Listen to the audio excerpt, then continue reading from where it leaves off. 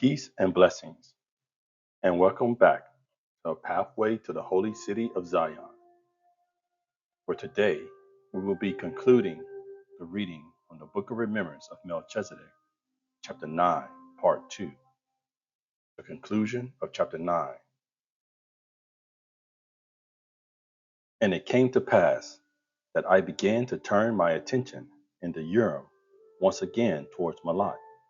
And here in Malat, everything is chaotic, and people are crying and praying, and they are going out to search the hills to be sure they have found everyone. And some knew the likely places where people would hide, and wounds were being discussed with tenderness and loving care. And a runner is being sent back to Ebenim to tell them all the people who remained would be coming. And I do not know if they had dead to bury, and I did not want to see. When all was ready the next morning, I saw that Ahaba's father was a big and strong man. He was one called Kenum, reference number 80, Strong's number 2600 from 2508, kindness or graciousness. And he was very tender hearted and gentle, and he made a wide sash around his chest and back to carry her. And she sat there with him carrying her all the way back the distance of a day's journey. And when I look at the father and daughter, it is as if I can see his father's spirit is wrapped around her, for she is his very great treasure. And the profound example of fatherhood was before my eyes. And the people began to straggle into Abanim just as it was getting dark. And there were many who met them halfway with food and things of comfort. But many spent the night along the way, for they were being too overwrought to move on in the night. And they posted guards and had no light of fires. And I worried that they had found everyone. And I saw with Urim that when it was light, a dog from Elat showed up whining. And when they followed it back, it led them to two children hiding in a tree. And they were too afraid to come down. And sounds of life were heard when they came into the midst of the people. They were just little things. And when the people arrived in Ebenim, the whole village was hurrying about, tending to the people and getting them settled in and looking after them. And this event happened some few weeks after the day of the new year, and people were praying for each other. And comfort afforded the strangers was as sweet and profound as one would find expressed in close families. And I saw a little dwelling made of limbs between two trees where a young maiden lived, Netzar, reference 81, Netzar, Strong's number 5342. And she was a descendant of Shamar, and her dwelling was closed in with woven willows and wet earth spread on the top. And she had Ahaba and Shum stay with her. And in the days that followed, there was much activity and many plans were made, and people were getting acquainted. And it was said by Myra that the invitation for them to visit probably saved their lives, because their family may have been who the brigands of Tawa were looking for there were reports that the raiders inquired concerning Rabab and Myra, and the wicked loved revenge and sought it, even in this case, after 20 years had gone by. And it came to pass that the question began to be asked, what would these people do now? And some said, they may just stay in Ebenim. But others said, Ebenim is too close to Tawa for them. And the elders of Malat were unwilling to bring danger upon the people of Ebenim. And in the midst of these discussions, the two mothers met in formal talks, as it has been written. And it came to pass that the company from Malat departed from Ebenim just after the time that we know as the trumpets of Shabuah, and they numbered around 100 people or more, and they went walking in line for a long way on narrow trails towards the eastern shoulders of Mount Qatar, and then they turned west and south, and they were laden with provisions. of dried fish and berries and nuts and preserved meats. And I saw heavy blankets of thick dough wrapped in leaves, and tears of departing flowed between them all. And Myra and Rabab found it hard to say goodbye to Shun, and the parents of Ahava did not want her to leave, did not want to leave her, but they loved their daughter more than their own desires, knowing they may never see her again. But her happiness was all that mattered to them, and the will of Melchizedek had for her. And I was interested to see how things would progress with Shem and Shun, but it was too busy for them to speak much together. And it is as if they were not really looking for their rightful spouse, and they were not desperate with any thought of not being married. And then suddenly, in one day, there they were together. But after the meeting where the mothers decided the two girls would stay, Shem and Shum were often seen walking alone rather than together. And their response to meeting each other was very interesting to me, as they were both intent on seeking the Lord, not asking whether they should get married, but they were made urgent from their meeting to find out more about their visions. And I could feel the question was not, what is my vision as the person, as this person's spouse?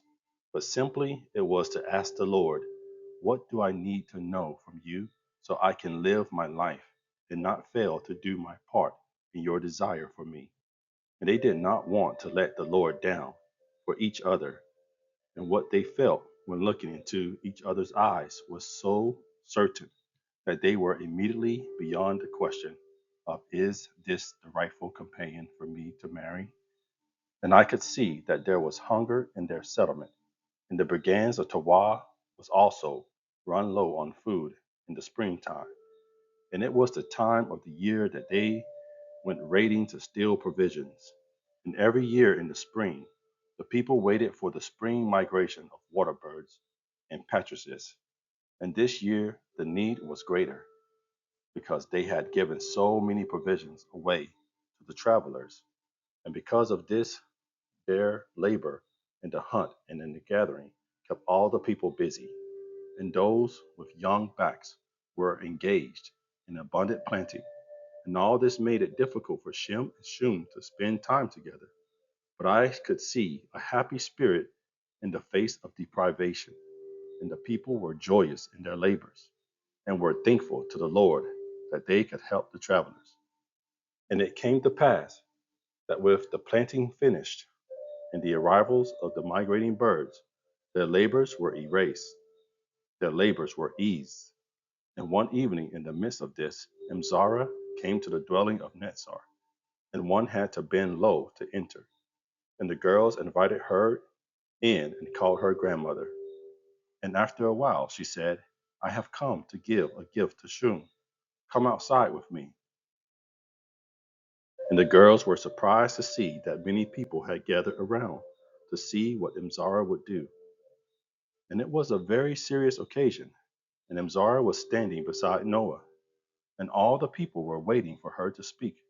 And after she welcomed everyone, she gave Shum a crown of woven grass, and it was a braided crown of 4 strands of mother grass, woven with flowers in it to make a complete circle. And she placed it upon Shum's head, and the flowers hanging down around and before her eyes.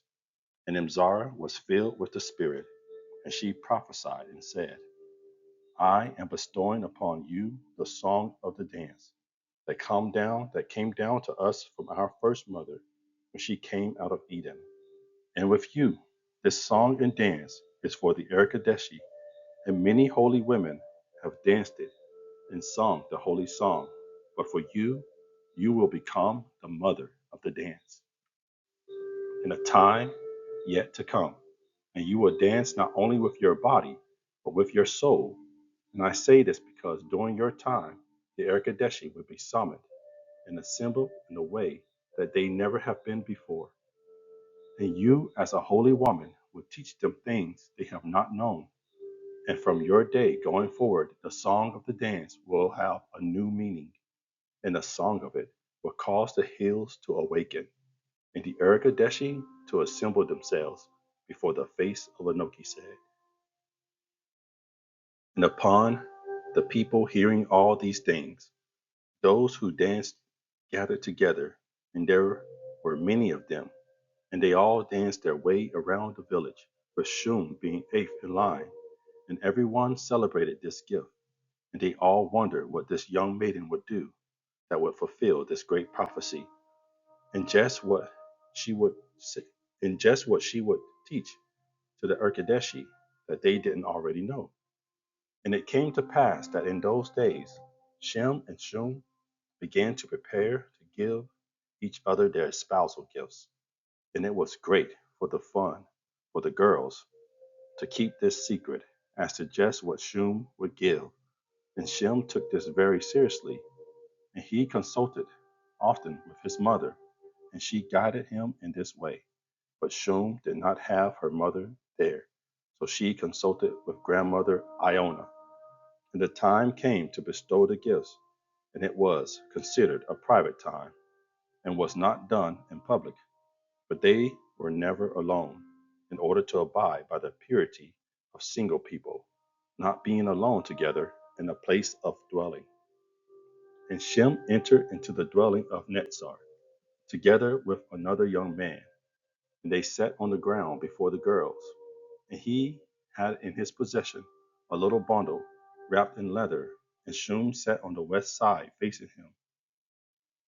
And she too had a little bundle wrapped in leather, and they looked upon one another with eyes of love. My, Shum was so radiant and beautiful. And she said, "You go first." And Shem opened his bundle, and it contained a small loaf of bread and a small preserved fish. And Shum looked upon it very surprised, and he said, "I want you to be always like the bread, to join me to the spirit of life of Motsa, who is in all things, so that our righteousness will abound. And with the fish, I want to be your friend, on an equal level with the Urkadeshi, so that you will be the companion of all of us together. And I need someone who is willing to include the Urkadeshi that I walk with in their circle of love." And upon hearing this, and beholding the bread and fish, Shum began to cry tears of happiness. And she opened up her bundle, and there was a loaf of bread and a fish. And Shum was overcome with joy that they were one in their spirits and in their hopes for holiness in their future together. And it is plain to see that what we desire of others, we must require of ourselves. And the young man with Shem hastily departed with the news, because he was a listener, so much for it being a private matter. And Shem also departed, because he did not want to be alone with maidens in their house. And word spread that their espousal gifts were the same, and it was a continuing marvel to everyone. And they all wondered what it could mean, for their gifts to be exactly alike. And some did not know what to think of their requests of each other to include the Erkadeshi in their personal friendship. And it came to pass that in the fall, they were spending time alone with the Lord every day to learn more about their visions. And one day during this time, the girls were laughing and cooking in their dwelling. And it was after dark, because the fall harvest was so demanding that they had to work until it was dark. But they could cook and eat, and it was cool outside. Before they could cook and eat, and it was cool outside. And into this scene of happiness came a very old woman wrapped up from the cold, and it was great grandmother Iona. And she had to stoop down very low to come in. And the girl said, "Grandmother, you shouldn't be out at night walking alone." And they embraced her and cleared a place for her to sit comfortably. And they scolded her for not having someone to come along with her to help her. And Iona smiled and said, "But dear ones, I am on a mission for Motsa. How could I stay home?"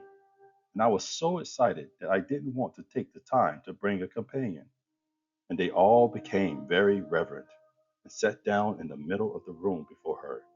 And Iona had a little bundle, and in it was a well made wooden box.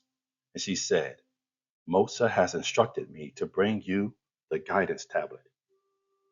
I received it from my grandfather, Reshuya, who was the principal person to establish this tablet in Qatar.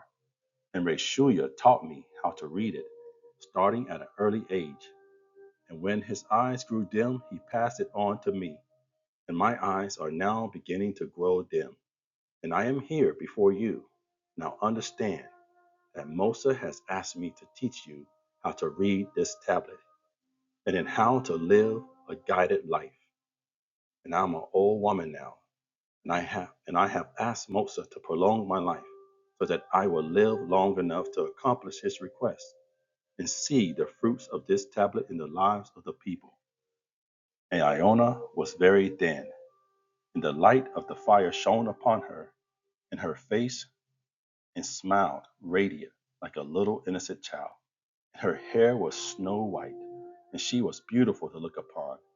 And I wondered at the very unfortunate loss Methuselah would confront one day when he stood before Anoki, to have not lived his whole life with her to arrive at this place, with her, with a similar innocent of heart. And she was holy before the Lord, having suffered the name almond and often loneliness in all her service to Anoki. And her vision had always been to be the wife of a man of Abara. And when he chose not to be his calling, she continued to remain faithful to the Lord as such a wife. And the Lord became her holy man of Abara for her. And it came to pass that Iona began to prophesy, and she said, Your husband will summon and call forth all the host of heaven, and the Eerkodeshiy will enter in to make a great covenant before the face of Anoki, and it will be a sure covenant to stand all throughout the course of the earth. And you will dance to assemble the Eerkodeshiy, and you will also call them to covenant, that they, every one of them, will always abide to live by the act to keep the guidance on this tablet, and they will mark every detail of the 10 guidances to keep them in all their ways.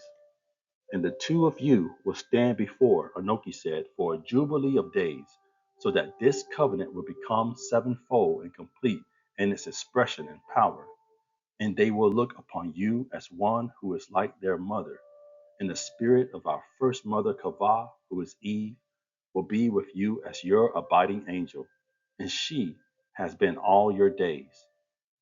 And it was she who petitioned Motsa to summon the forces that brought Ahaba back to her gift of life.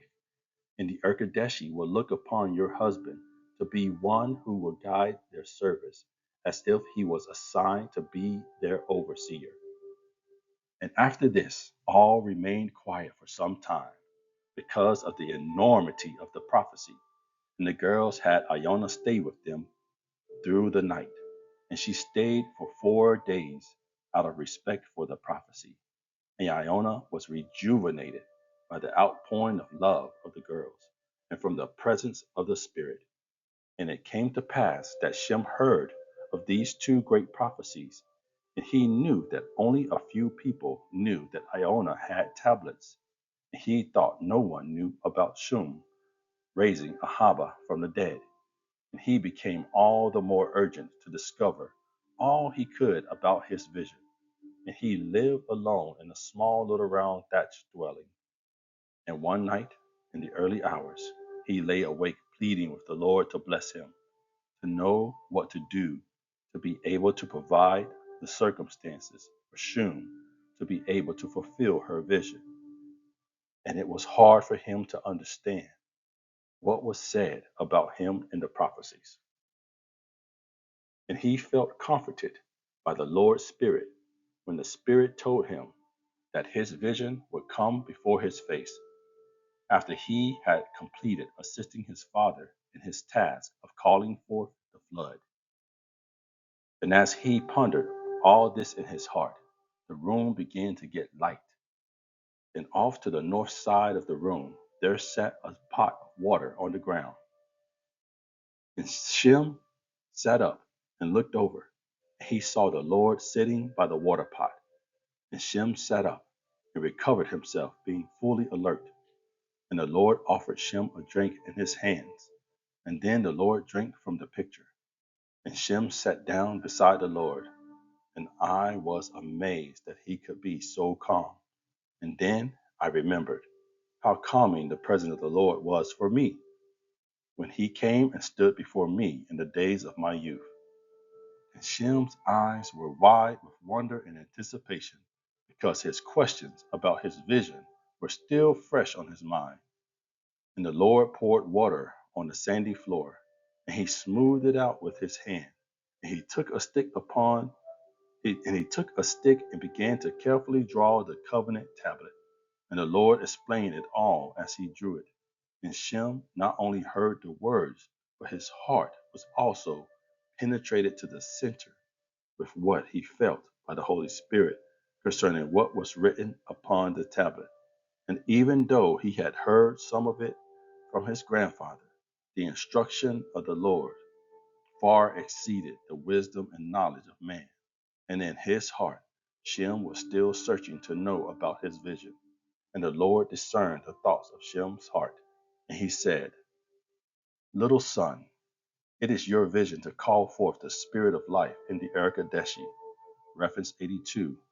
This is what invited the Lord to enter into them and define and protect them and give meaning to their task and set the boundaries around them. And the fourth spirit of life in all creation, and especially in the Eerkodeshiy. Reference 83, their definition. Have a need for you to intervene with your agency to do so, and I will come with instructions to help you from time to time according to your need, and the vision of your wife will come to be fulfilled in the midst of these things. Now, you must preserve this drawing until you can make a tablet, and I will guide you in the way. And as you learn to be a scribe of righteousness, the day will come when you will summon the Eerkodeshiy for a multitude of days, and you will set in place a covenant between mankind and the Eerkodeshiy that defines the task of fulfillment of the spirits of life in the Eerkodeshiy that they have been given since the days of our first parents in Eden. And your task in this will have an eternal effect. And Shem was overcome, and he lay down like he was asleep. And the Lord put his hand upon him and anointed him as he slept. And the Lord prayed for him. Then he said, Sleep on, little son, for this day I have named you Michael, and you are my prince. And the Lord departed, and I saw that the drawing was covered up with a basket to protect it, and the sand hardened as it dried.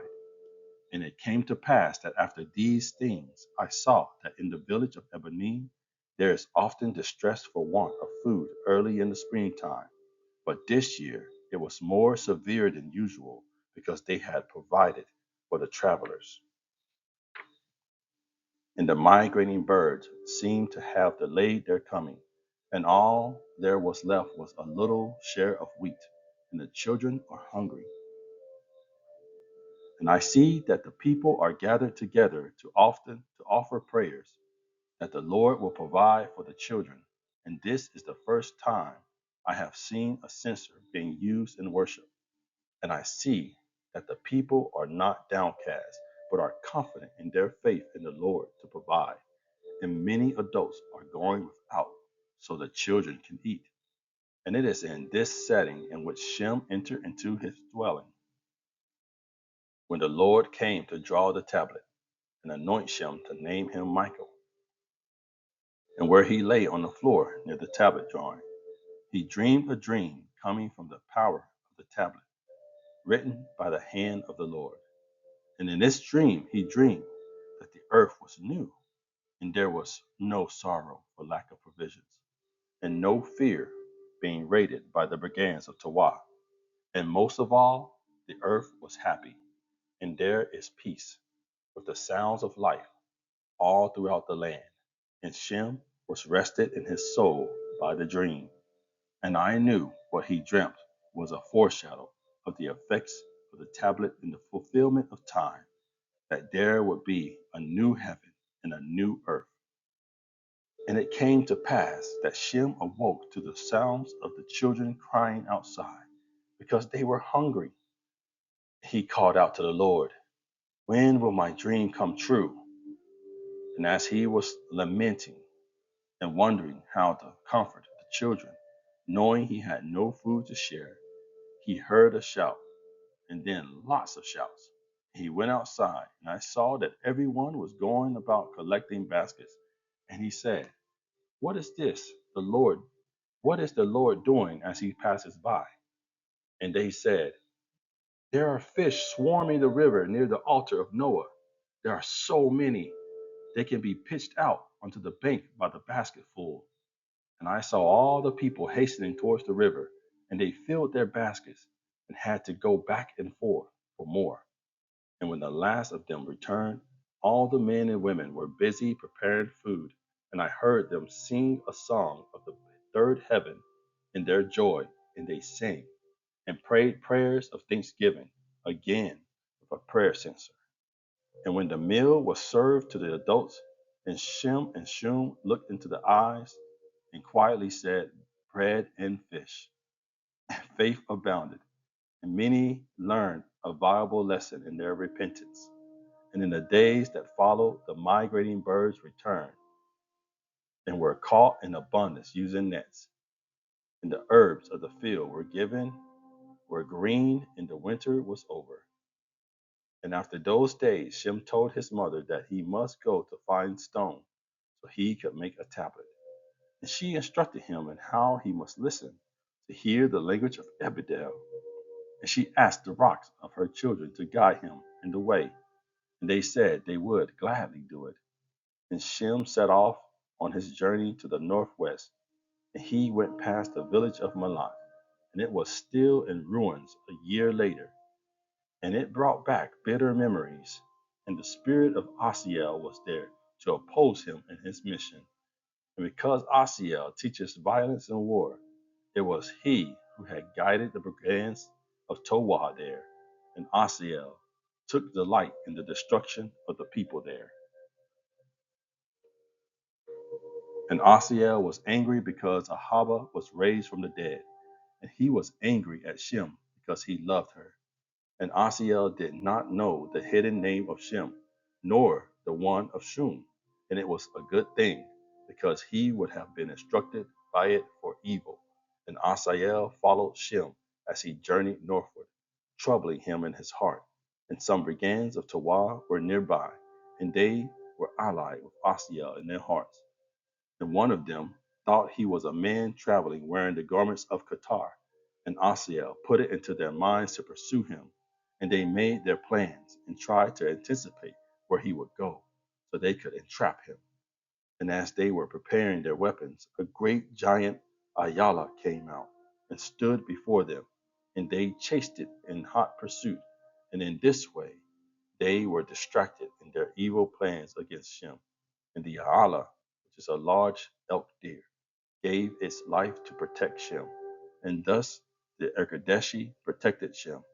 And the anger of Asael dissipated away, being thus swallowed up by the Eerkodeshiy.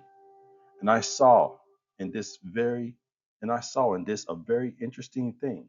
Shem was actually doing a worship for 40 days to set in place his order of service as a man of Abara, even though he did not know it. And Enoch had done 40 days when he divided the waters of the sons of heaven at the eastern waste places of Mahujah. And it too was to set his order of service in place, even though he also did not know of it. And it's interesting to note that with Enoch, the Decadarchi were somewhat respectful in asking him to present their petition to Enoch, said, for them to find forgiveness in order to avoid their day of recompense. And they did not know how to oppose him. But with Shem, the only thing the Decadarchi could think to do was to kill him. And by the time Motso was in the flesh and did his 40 days, they had learned that they could mock him and say, "If you are the Son of God, do this, or offer him a way to glorify himself with the powers of the world. And by this time, Shem had been gone 30 days. And in the evening, he was camped below a large steep bluff. And I can see him grinding some seeds between two stones. And he made a thick paste that he cooked on the hot rock. And he looked up and he saw a cavity in the base of the cliff. And as he was finishing his meal, the rocks had gone ground with the rocks he had ground with and cooked with spoke to him, and they said, "Go and see." And it was plain for him to hear. And in the night he wondered what it could mean. And it came to pass that in the morning, when the light first began to draw, he heard singing, and it was the song of the dance. And he said, "How can this be? Who can be here who knows the song?" And I am come to a place where I have never been before. And then he remembered the rock saying, "Go and see." So he followed the sounds of singing, and he went to see. And he went to the cave, but the sound were coming from above, and it was too steep to climb. So he went around about and came on top from the side, and now the sounds were coming from below him. He espied a ledge part way down. He decided to go down to a ledge to see. And there, on the ledge, were the stones that were singing. And upon his arrival, they became quiet, and they were thin and flat, and they were hard, but could be scratched with a tool. And Shem said, "What a marvelous thing! The rocks of the tablet sought me out, and I thought I was seeking them." And Shem lit a fire, and he worshipped there on the ledge. And he dug some stone out and took them up to the top, and it was enough for several tablets. And he thanked the spirit of Ebedel. He gave her an element of righteousness. And he spoke to the tablet rocks and asked them if they wanted to go on a journey, because they had never traveled before. And down below, where he camped, there was a stream, and it was there that he broke them to be nearly the right size. And he rubbed them on rocks in the water to shape them to be the tablet size, and to lessen his load to carry home. And I do not know what kind of stone it was, but it was in thin layers, light in color. And he wondered if the water of the rocks spoke to the tablet stones, because he knew it was the rocks in the water that had taught his grandfather that which would be written upon them. And having been gone for 40 days, he arrived home rejoicing, and he reported to his mother how the rocks had called to him to seek him out. And he never did know about the Ayala, but he knew the Eerkodeshiy had swallowed up the anger of the Decadachi against him. And he would later learn it was in fact Asiel who had accosted him. And Shem and his mother tried to be discreet about the tablet stones, but word got out, and it was said that Shem was going to be a scribe of righteousness, like unto Enoch. And even among the righteous there could be found pettiness. And some said, We need have, and some said, What need have we another scribe of righteousness, when our religion is well established? And it was well known that Noah would do his task. And some said, Why does this come from a woman who is called Almond? And none of them could anticipate what it would be like after the flood. And it came to pass that Shem knew how holy his task was, and he carved the tablet alone inside his dwelling, or out in a lonely place. And all he did was viewed as a great curiosity and a wonder that anything could be written upon a stone save the guidances. And the time came when he was done, and everyone knew he was finished with it, and he would only show it to great grandmother Iona. And upon seeing it, knowing somewhat how to read it, she exclaimed, Never was there written upon a stone so great a thing, and now having seen it, my eyes have only one desire yet remaining, and that is to once again see my mother. And in the face of jealousy, Shem withheld showing the tablet because it was holy. And I have seen the day that Iona beheld her mother Aku at the oaks of Pathak, and she is one of the most humble women to ever live upon the earth. And she served the Savior most of the land with her whole soul during a long, hard life, which life is yet to this day bearing fruit. It is not done yet. And it came to pass that it came time for the wedding of Shem and Shum, and the word was sent to Rabab and Merah that in the spring Shum was to be married. And during the days preceding the wedding, all was in commotion as the girls were making dresses, and the men were seeking special provisions for the meal, and the people were busy in their labors getting ready, and everybody was saying their guesses about how the lives of Shem and Shum would go. And they did not forget that their espousal gifts were one and the same. And in the evening, 2 days before the wedding, while people were mingling around the light of fire, a strange lad appeared at the edge of the light, and he was just standing there. And he was dressed as a slave of Towah, and he was a husky and young and unafraid, taking and all talking became quiet. And he just stood there because he did not know their custom of an approaching stranger sitting down to show his peaceful intentions, and then waiting patiently to be approached. And Lamech stood to go over to him, but some would have forbid him. And before they knew it, he went to the lad and asked, "What is it that you seek? How may we come to your aid?" And the lad said, "I am looking for one named Myra. Do you know her if there's a Myra here?" And Lamech said, "Yes, we do. Who is it that is inquiring for her?" And the lad replied, "Matzah." And Myra was there, but she was in a dwelling visiting, and word was sent to her saying, "A certain person named Matzah is inquiring about you."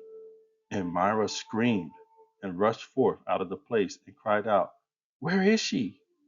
And the young lad went back a ways into the darkness and brought two women into the circle of the light.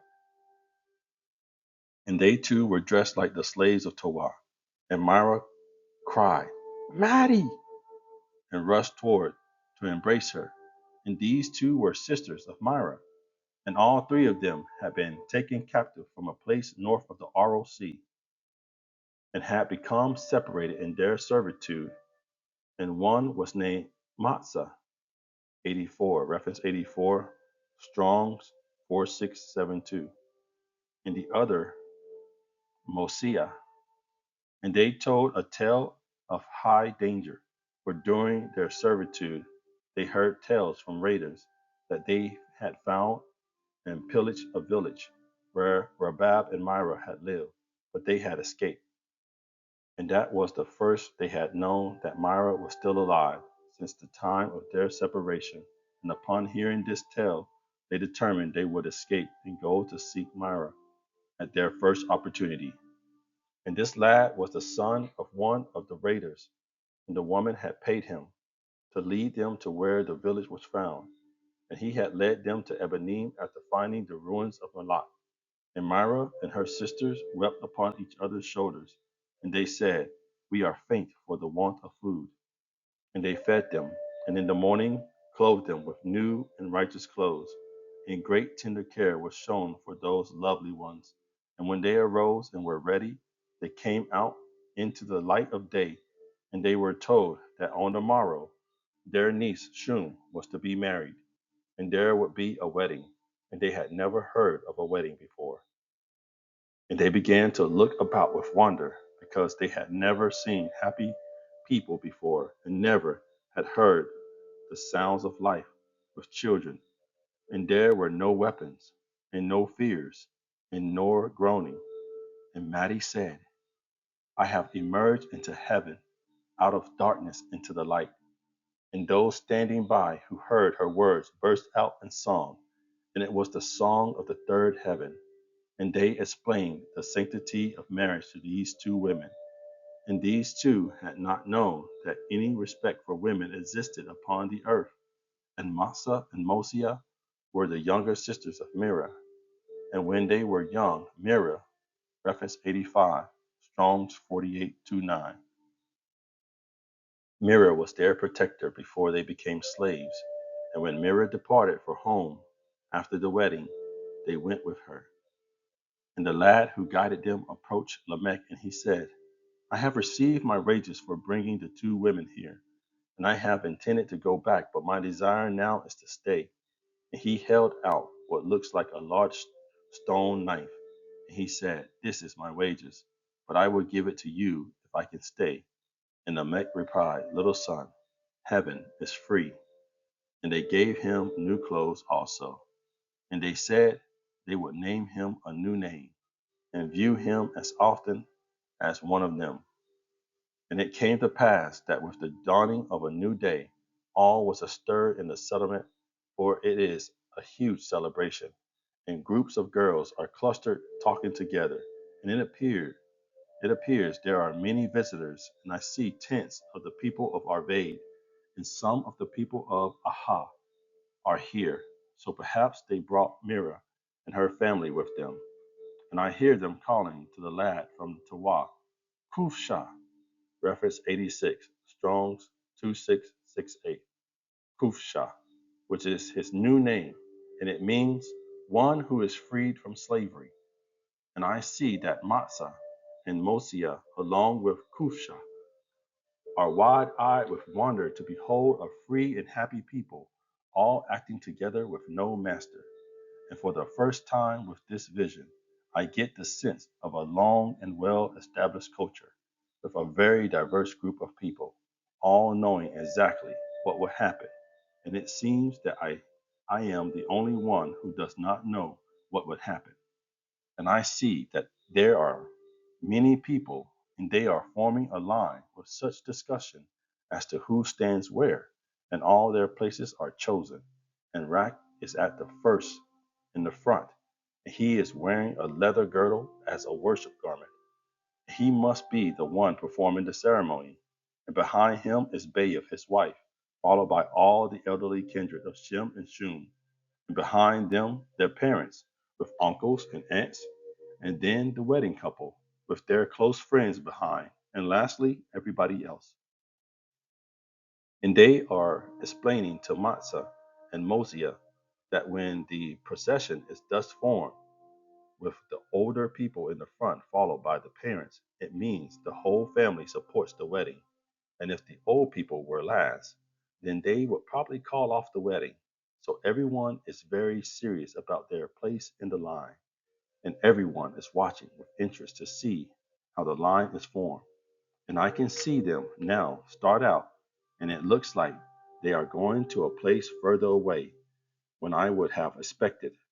And a storm is coming up, and I see dark and rolling clouds, and there is a very loud peal of thunder, and the people seem undeterred as they start to move in a long single file line. And another clap of thunder crashes close by, and yet another one sounds immediately behind them as though it is hurrying them along. And in the distance, I see the stream where Rak taught Melchizedek. And before my eyes was one of the most sacred places on earth, because Rak was able to hear the rocks and the water there speak the truth that the messenger of the truth had placed in their souls. And on that day, he created them for his father. And as if in direct answer to my thoughts, lightning struck a pine tree on the north side, a little ways beyond the rock that divided the water. And it was plain to see that Rak had discerned the meaning of it, for he halted the procession, and they all waited. And there were murmurings in the procession, saying it was the very place of the daily worship of both Rak and Shem. And there was a collective gasp when lightning struck again a bit farther away on the south side, and again it was a pine tree. And so with this, Rak called the wedding couple to come up front. He inquired of them what they had intended in giving their espousal gift back to the earth, as an espousal witness to the foundation of their marriage, before the Lord and with the Eerkodeshiy.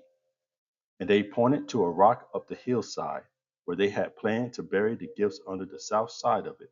And Rak said, "The thunder has made a proclamation that it desires to be the one among the Eerkodeshiy who is charged with the safekeeping of the foundation of your marriage." And it spoke in the fifth thunder, indicating your marriage will be bound up to the right hand of the Holy Great One, Anoki said, and both your walks in holiness, as exclaimed by the pine trees, now belongs wholly to him. Therefore, you both must offer your gifts to the thunder at the pine trees. And I see them going out to do his bidding. And Shem approached the pine trees on the north, and kneeling down, he deposited the bread and the fish in the pine needles, and covered them up with the forest duff. And Shun went out to the tree on the south side, and did the same. And listeners spread the word to all who were in the procession. And it came to pass that when the procession started up again, a long rolling rumble of thunder could be heard in the far distance, and it was felt to be plainly rejoicing. For the comfort of Anoki said in these things, and tears of joy began to lightly fall as the procession continued on its way. And I can now see a cliff in the distance, and it looks like they are headed for having the wedding under the overhang at the base of the cliff. And as they approached the site and began to find their places, lightning strikes a tree just on the other side of the stream nearby, and the ground is smoking. And a man they call Be-Arah, reference 87, Strong's 1200, pronounced Be-Arah, who is thus called because he is a firekeeper, goes over to get the fire for the wedding. And Rak said that Anoki said brought the fire himself with the seventh thunder to indicate that the lifelong repentance and behavior of this couple must be firmly rooted in their daily walk with Motsa the Lamb, and that repentance alone will enable them to succeed in all they are called upon to do.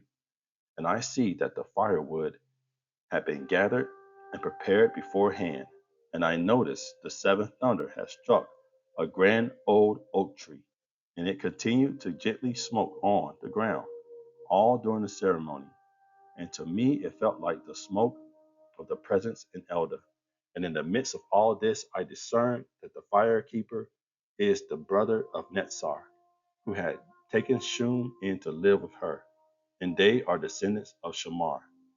And I see that as soon as the procession has arrived and found their places, they all stand and sing the wedding song, which was sung in Eden and brought back by Enoch. And they do this before they do anything else. And it is raining harder now. And the couple is seated out in the middle of the half circle formed against the cliff overhang, and their hair is being prepared as in the usual way for weddings. And Rak had a pot of water brought for them to wash with and to drink. But it was now raining more, and a small rivulet of water was cascading down from above and forming a little stream of water that fragmented into droplets near the ground. And it was falling right between Shem and Shum, and the wind would blow it a little from one side to the other, getting them both wet. And I could see and I could hear the quiet laughter of the people. And Rak said, "The Eerkodeshiy are conducting this wedding, and I am only here to be their witness." And they used the rain water to wash with and to give each other their marriage drink.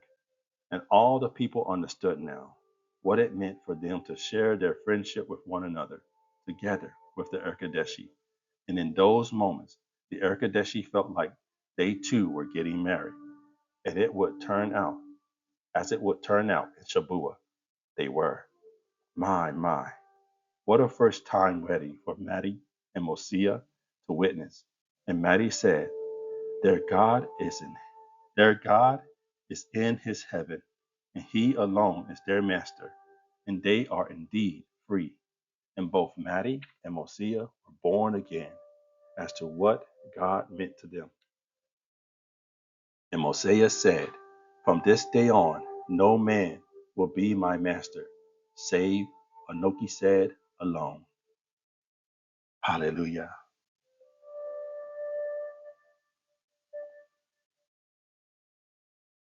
And that is the conclusion of the Book of Remembrance of Melchizedek, chapter 9, part 2.